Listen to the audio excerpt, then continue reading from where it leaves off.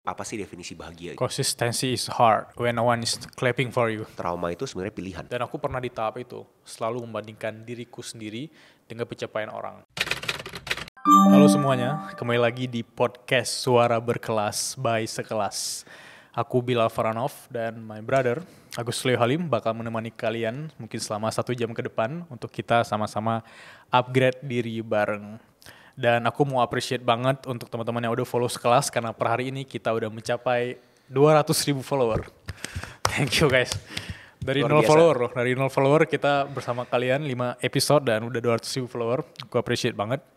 Dan bagi teman-teman yang mau upgrade diri bareng kayak kita di sini, itu kita ada platform lain namanya Edutify. Bagi teman-teman yang mau upgrade diri, mau jadi kreator, atau kalian mau upgrade diri, mau belajar Excel, belajar bahasa asing dan segala macam, belajar bisnis bahkan, kita sama-sama bisa belajar bareng di Edutify. Jangan lupa follow Edutify atau lihat kelasnya di linkit/Edutify. Dan hari ini, Ko Agus, aku rasa adalah pembahasan yang daging banget. Oke. Karena kita bakal bahas keresahan anak 20-an. Keresahan aku pribadi juga. Oke. Yaitu nggak enakan. Aku ulangi, sikap nggak enakan. Karena kita selalu berusaha untuk menyenangkan orang lain, menyenangkan orang di luar sana. Yang dimana itu sulit ya. Jadi kalau kita menjalani hidup untuk menyenangkan semua orang, aku rasa belum menjadi alasan kita bahagia gitu.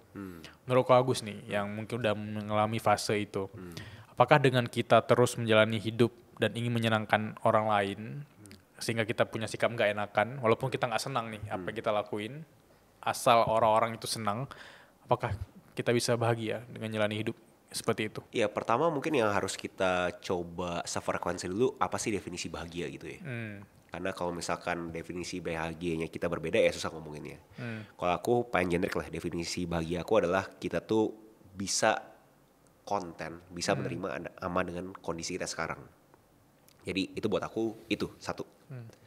Dan kalau ditanya gimana sih caranya kita itu bisa menuju ke arah sana, jelasnya kalian harus tahu bahwa semua rasa nggak enak, semua problem ini, itu tuh sebenarnya persepsi kalian.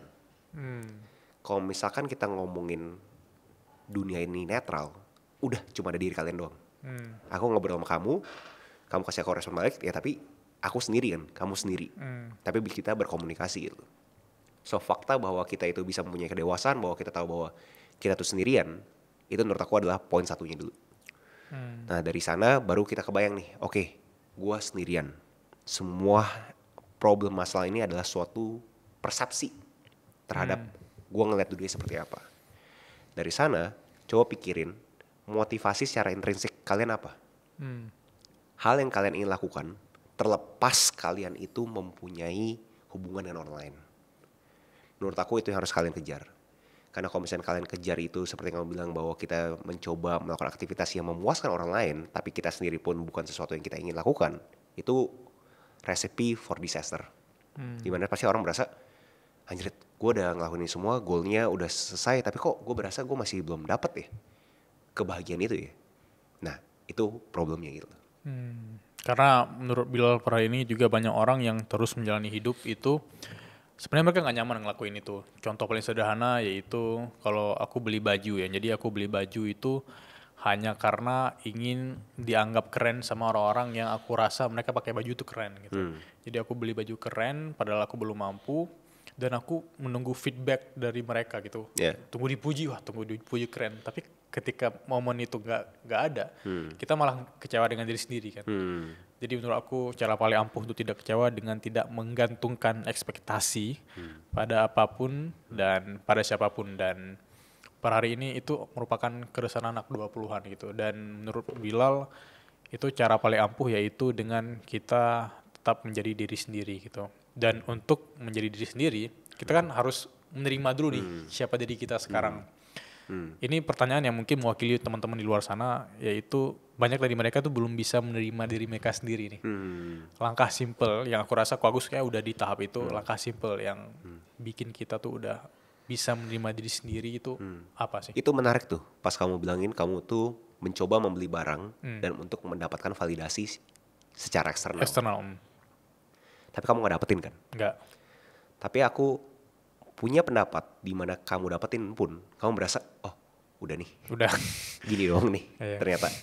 Dan itu menurut aku adalah kunci terhadap bagaimana caranya kita bisa mempunyai kebahagiaan di diri sendiri gitu. Karena begitu kalian mempunyai suatu goal yang terkontekskan ke sekelilingnya kalian berasa oh udah nih gini doang nih gitu.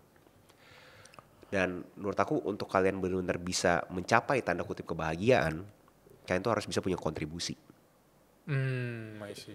Kontribusinya itu dampaknya positif ke dirinya kalian juga loh, nggak cuma ke validasi secara eksternal doang. Karena pada umumnya orang-orang kan, kamu sering dengar kali ya, orang-orang bilang bahwa orang-orang privilege hidupnya nggak kemana-mana, di sana-sana aja. Dan mereka bisa dibilang mempunyai mental health yang lebih parah dibandingkan orang yang tidak privilege. Mungkin orang-orang tidak privilege berkelahinya dengan kehidupan kebutuhan pokoknya dia, tapi kalau misalkan orang-orang privilege berkelahi dengan kebutuhan mentalnya dia. Karena orang privilege berasa bahwa gue udah punya semuanya nih, tapi gue nggak berasa gue melakukan suatu dampak. Itu berasanya karena ya berarti apa nih yang bisa gue lakuin gitu. Jadi ngejawab pertanyaan kamu, gimana caranya kita bisa memastikan kita itu mempunyai suatu indikator bahwa kita tuh menuju ke sana di umur 20-an segala macam, coba kejar kontribusi. Kontribusi apa yang secara intrinsik kamu tahu, kamu pengen lakukan terlepas dari validasi secara eksternal. Jelasnya kamu butuh respon dari eksternal untuk bisa dapetin bahwa oh ternyata dampaknya positif. Tapi terlepas dari itu semua, kamu secara intrinsik pun bakal tetap lakuin walaupun kamu tahu gak ada yang bakal tepuk tangan. Itu susah banget. Karena kebanyakan umur 20-an pengen ngelakuin sesuatu yang orang-orang udah tepuk tangan. Tapi begitu beranjak dewasa, melewati umur 20-an menuju ke 30-an, kamu akan tahu bahwa tepuk tangan itu gak berarti lah. Karena ya itu cuma tepuk tangan dong gitu, gak ada. Bukannya mengecilkan apresiasi tepuk tangan tersebut, tapi kita tahu bahwa itu adalah sesuatu yang nice to have.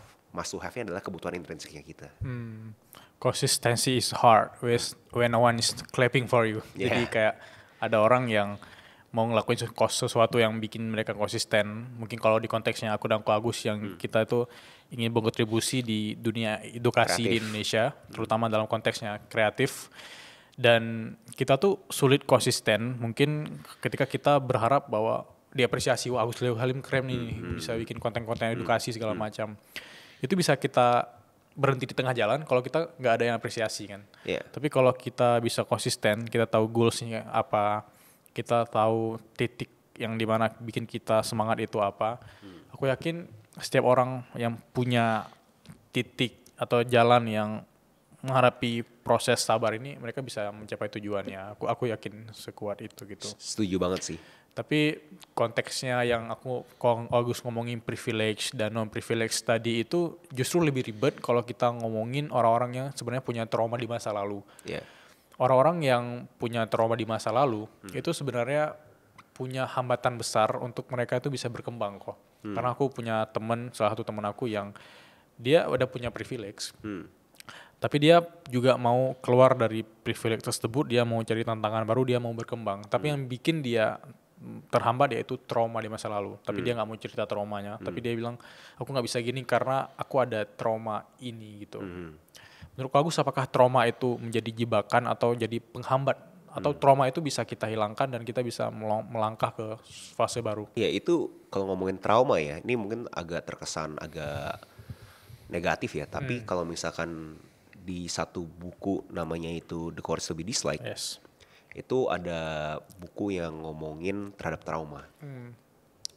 Dimana dia tuh ngebahas, mengelaborasi ajaran dari Profesor Adler.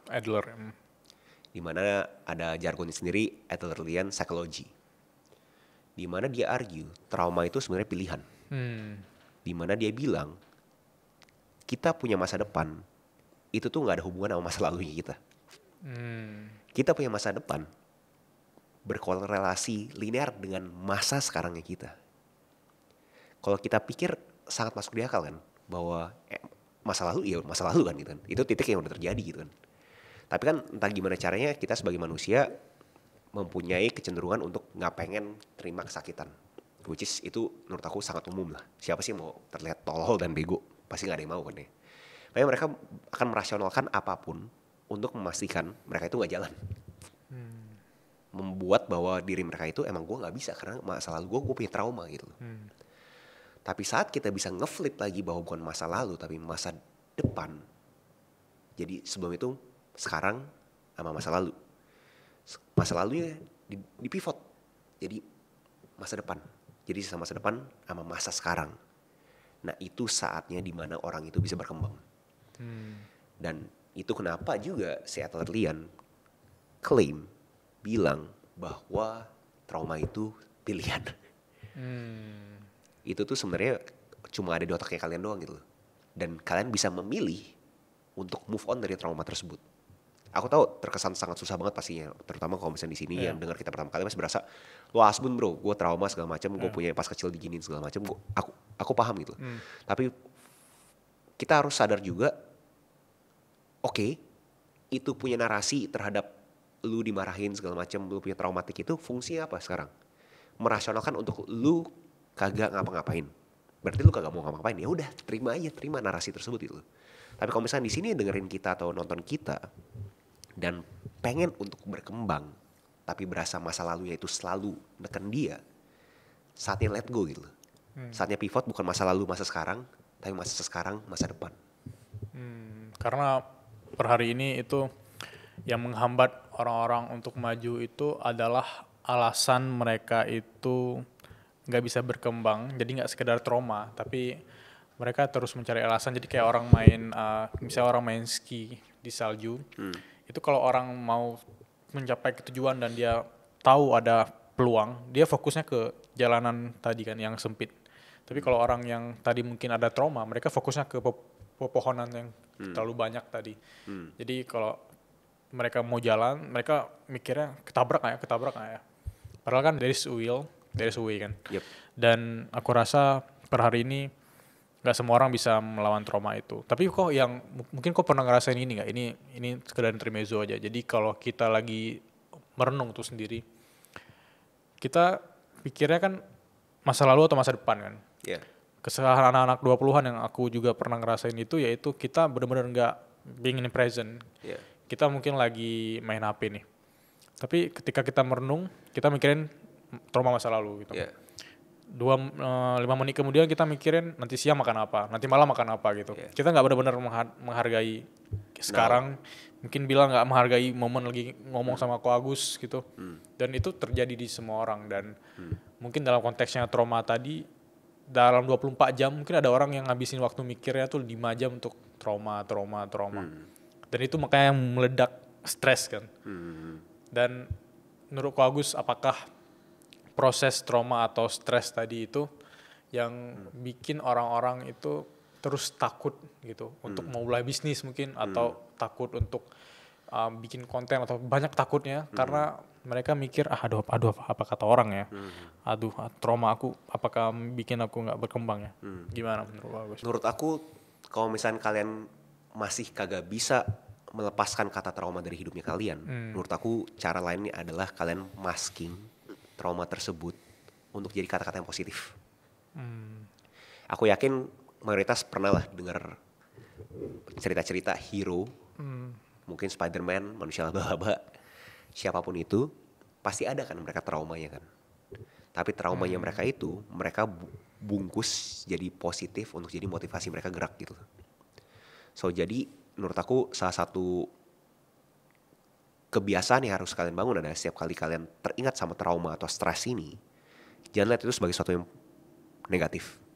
Coba mempunyai lensa di mana itu tuh sesuatu yang positif. Itu kan framing doang kan, antara yang positif atau negatif gitu. Fakta bahwa contoh ditinggalkan sama orang tuanya di umur 5. Mungkin bisa sampai sekarang masih nangis terus kan bahwa Benar. gue ditinggalin, makanya gue gak bisa apa-apa gitu. Gak ada figur ayah, figur ibu gue pas gue kecil. Tapi kalau misalkan itu malah dibikin jadi positif, fakta bahwa gue gak punya figur ayah dan figur ibu, gue mau memastikan gue jadi orang untuk kedepannya gue punya anak yang pasti punya figur ayah dan figur ibu yang benar. Nah jadi butuh kedewasaan yang sangat luar biasa bahwa tahu bahwa trauma itu ya buat orang-orang yang gak bisa melepas traumanya ya, bikin itu jadi positif gitu. Karena ada argumen juga tanpa ada stres kagak mungkin bisa berkembang. Benar. layaknya kita ngomong biologi saya lah. Kalau kita lagi nge-gym, kalau misalkan mengangkat beban berat, kan terjadi stres di ototnya kita kan. Nah dari sana otot kita berkembang. So sama hal dengan mentalnya kita sih. Ya jadi kayak itu pain itu cuma jangka pendek doang gitu. Yeah. Kalau sesuatu yang bikin kita sakit dalam jangka pendek tapi jangka panjangnya justru bikin kita berkembang, ya menurut aku itu sesuatu yang positif gitu. Dan menjahit kayak penjelasan Ko Agus tadi, aku ingat dari cerita si penulis di To Be Disliked tadi, Berani Tidak Disukai, dia bilang bahwa dia kan dilahirkan dari seseorang yang akhirnya tubuhnya kecil kan, dia pendek kan, dia pendek. Tapi kalau dia bikin itu pendek sebagai trauma atau dia bikin pendek itu sebagai alasan bahwa dia insecure, dia inferior karena ketemu orang-orang yang lebih tinggi, itu sah-sah aja. Tapi dia memilih shifting, dia punya mindset bahwa karena walaupun dia pendek, justru orang-orang tuh lebih nyaman sama dia. Padahal itu pilihan kan, itu pilihan. Jadi kalau ada orang yang kamu di luar sana masih kurang bersyukur, kamu apakah pendek atau ada kekurangan lain, coba shifting itu sesuatu yang jadi kelebihan gitu. Dan itu yang aku suka dari bukunya Berani Tidak Disukai. Tapi ada juga di buku itu yang benar-benar tertancap di kepala aku, yaitu tentang hubungan interpersonal. Mungkin pertama baca itu ini tentang apa sih hubungan interpersonal? Apakah hubungan luar negeri? Apakah hubungan antar provinsi? Ternyata lebih kompleks lagi antar manusia gitu.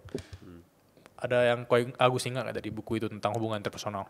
Ya interpersonal sih simpelnya adalah kalau misalnya sendiri ya udah intrinsik doang gitu loh. Interpersonal itu udah hubungan sama orang lain. Dan di bukunya Berani Tidak Disukai atau The Courage to Be Disliked, dia argue bahwa semua masalah itu datang dari hubungan interpersonal gitu.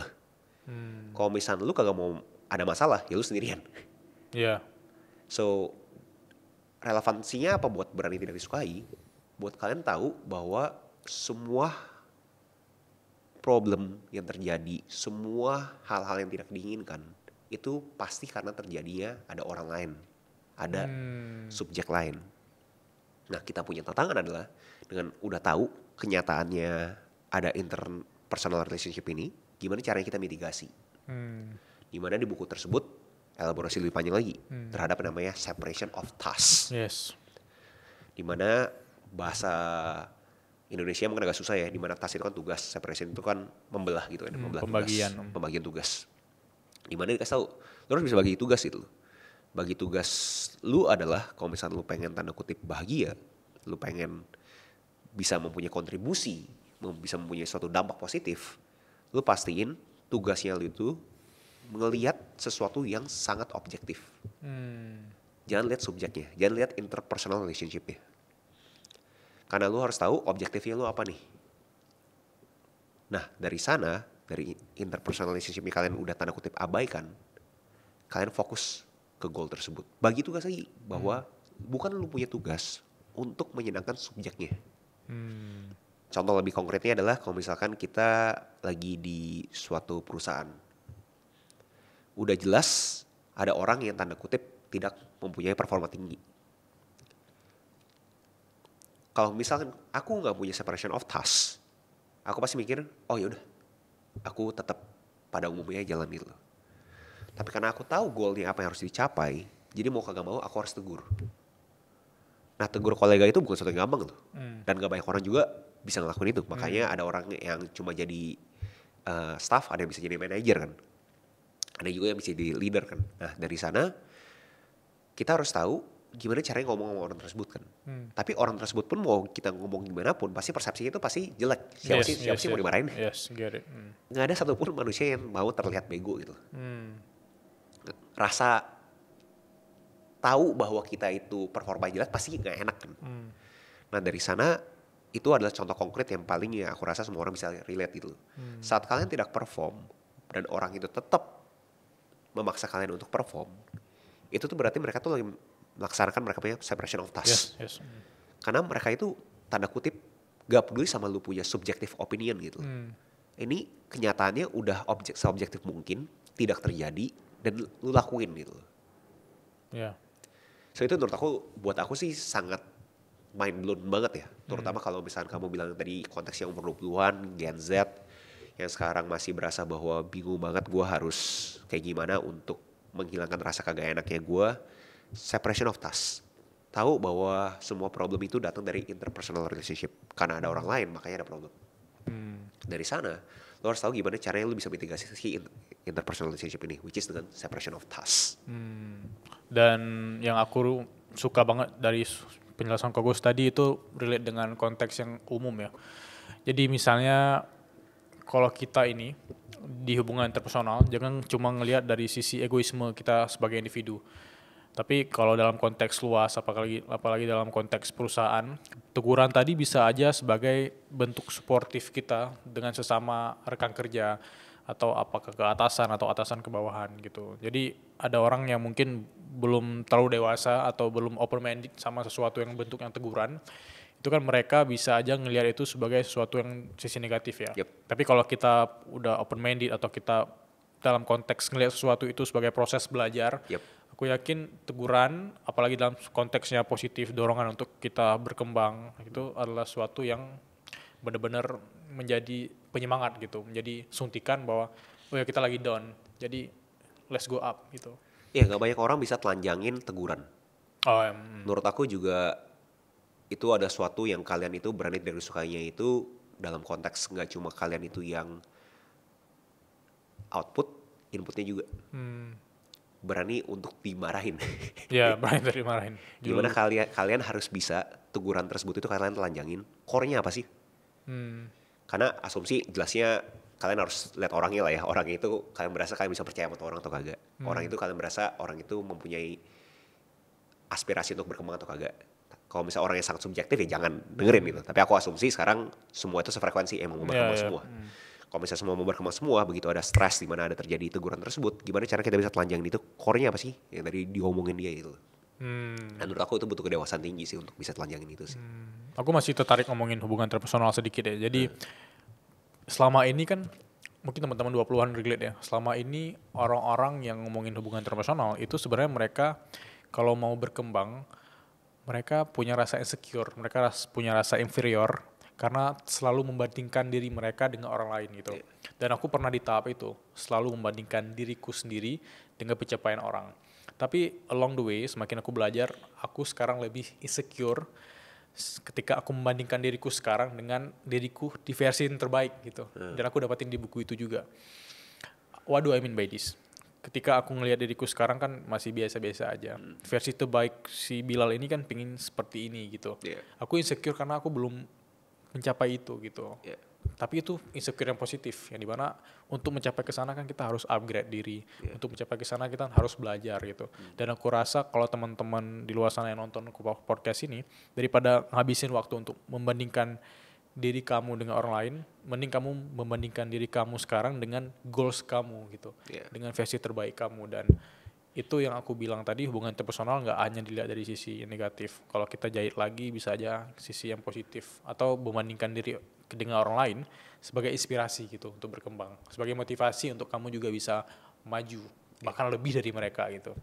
Mungkin kata yang aku bisa tambahin dosis sih. Dosis. Ya, kalau misalnya dosisnya tepat itu jadi kamu punya indikator buat bisa berkembang lebih jauh lagi. Yes. Karena menurut aku layaknya semua usaha, menurut aku sama dengannya self development. Kita kan harus berkembang. Nah, untuk kita berkembang ini ya kita harus punya benchmarking kan. Harus punya indikator nih. Kita mau aspirasi kayak siapa? Kita lagi di sini. Nah, untuk menuju ke sana kira-kira apa sih step-step yang harus kita lakuin? Dan pas proses step-step itu mungkin kita mau kagak mau harus membandingkan. Tapi membandingkan ini sifatnya itu untuk research ya kita untuk berkembang. So, untuk echoing yang kamu ngomong dosisnya sih. Dosisnya. Karena nggak semua orang itu paham cara membatasi dosis ya.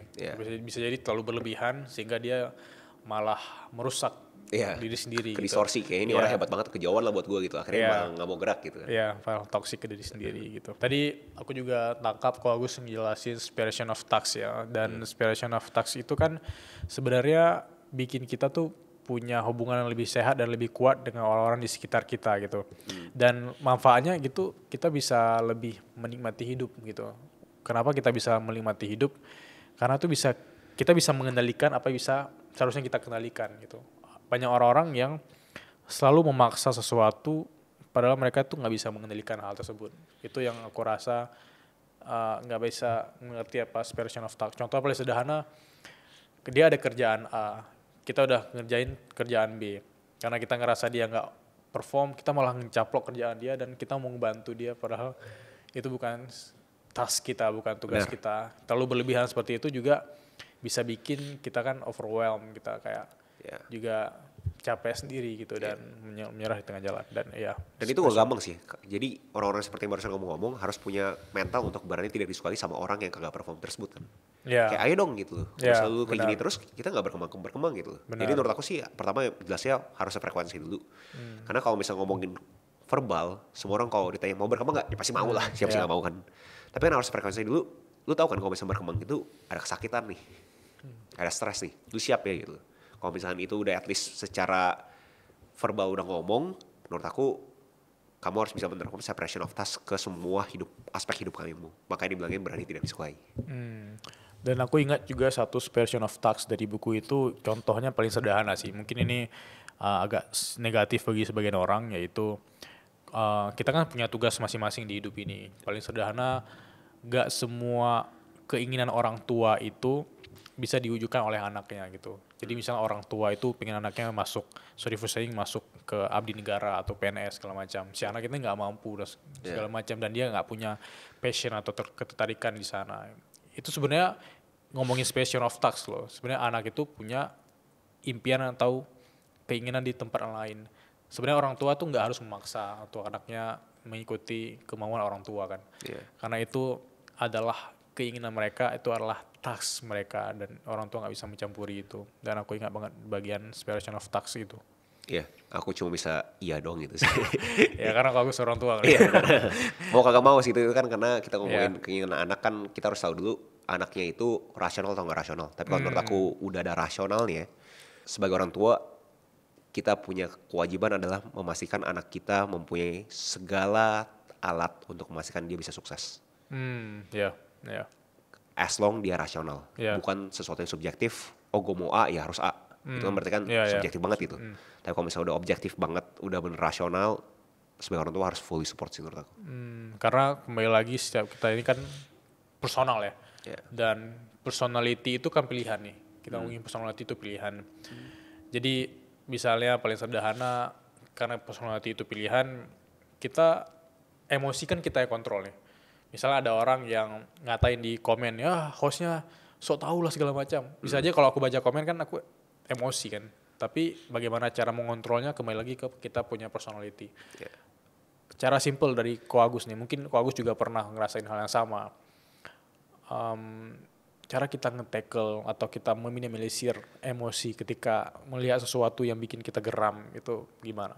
Kalau misalkan ngomongin emosi ya, ini juga suatu hal yang kontroversial sih di buku The Courage to be Disliked, di mana dia kasih tahu emosi itu bisa dikontrol. Dia kasih simple exercise kayak gini lah.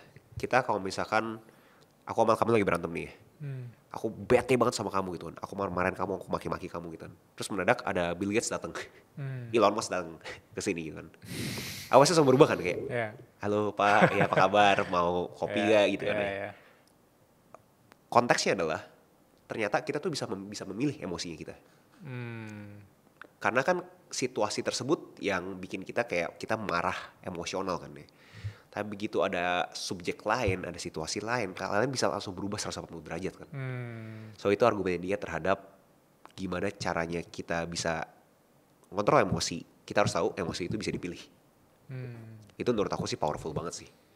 Dan ngelebar dikit, dia itu bahkan ada kasih tahu, lu kalau misalkan mau bener-bener tanda kutip bahagia atau lebih tepatnya konten sama diri lu sendiri, kayak lu menerima diri lu sendiri, lu ngelihat struktur masyarakat itu jangan vertikal tapi horizontal. Ingat. Dimana semua orang tuh sama, nggak ada yang di atas nggak ada yang di bawah gitu.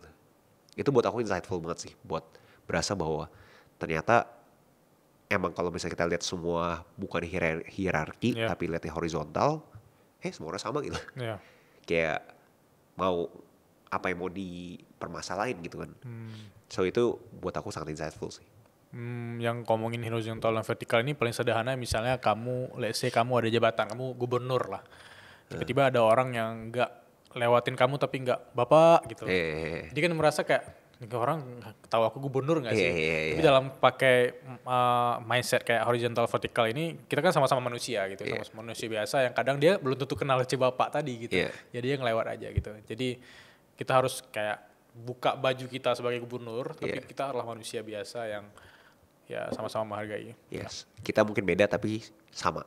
Sama gitu, yes. Itu cara termudah untuk nggak tersinggung dengan kita punya jabatan atau kita punya status sosial ya di masyarakat. Oke, sekarang kita masuk ke Q&A session. Sebelum kita mulai Q&A session, aku mau informasikan ke teman-teman kalau podcast Suara Berkelas hari ini disponsori langsung oleh Edutify. So, bagi teman-teman yang mau upgrade diri, mau belajar cara bikin konten, mau jadi kreator di dunia kreatif, atau kalian mau belajar Excel, belajar bahasa asing, sampai ke belajar bisnis bareng praktisi langsung, aku rekomendasikan langsung belajar ke Edutify atau klik link kit/Edutify. Alright, kok ada 3 pertanyaan keren ya yang udah kita fitur. Dan bagi teman-teman yang mau juga di fitur pertanyaannya, bisa DM Suara Berkelas atau DM Sekelas dan kita bakal pilih pertanyaan yang menarik. Yang pertama dari Arya ya. prm.arya.id. Dia bilang bahwa Kak, aku pengen banget kayak kakak gitu. Tapi aku masih kelas 1 SMA. Aku mau belajar gimana caranya bisa kayak kakak. Ada tipsnya nggak ya? Ya, pertama jangan jadi kayak kita. Karena justru poin kamu punya aspirasi adalah untuk memastikan kamu itu bisa lebih dari aspirasinya.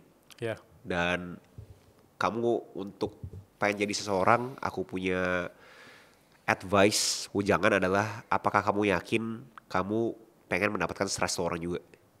Karena kebanyakan orang tuh pengen dapat highlightnya orang, tapi gak pengen dapat lowlightnya orang.